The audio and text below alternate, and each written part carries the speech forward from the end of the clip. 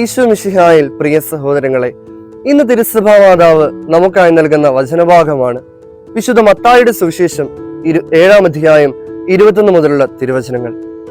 ഈ തിരുവചന ഭാഗത്ത് ഇപ്രകാരം പറയുന്നു: കർത്താവേ കർത്താവേ എന്നോട് വിളിച്ചപേക്ഷിക്കുന്നവനല്ല, എന്റെ സ്വർഗസ്ഥനായ പിതാവിന്റെ ഇഷ്ടം നിറവേറ്റുന്നവനാണ് സ്വർഗരാജ്യത്തിൽ പ്രവേശിക്കുക. എന്താണ് പ്രിയ സഹോദരങ്ങളെ സ്വർഗസ്ഥനായ പിതാവിന്റെ ഇഷ്ടം? അവിടുത്തെ വചനമനുസരിച്ച് ജീവിക്കുക എന്നതാണ്. എങ്ങനെയാണ് നമുക്ക് അവിടുത്തെ വചനമനുസരിച്ച് ജീവിക്കാൻ സാധിക്കുക?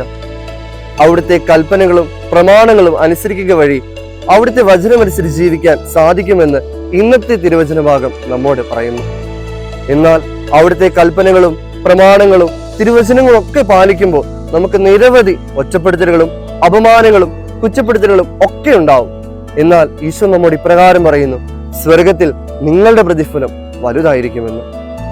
പരിശുദ്ധ അമ്മയുടെ കാര്യം തന്നെ നമുക്ക് പ്രതിപാദിക്കാം. തന്റെ ഉദരത്തിൽ ദൈവകുമാരനെ സംവഹിച്ചതു മുതൽ നാട്ടുകാരുടെയും മറ്റെല്ലാവരുടെയും പരിഹാസങ്ങളും ഒറ്റപ്പെടുത്തലുകളും ഒക്കെ അമ്മ സഹിച്ചു.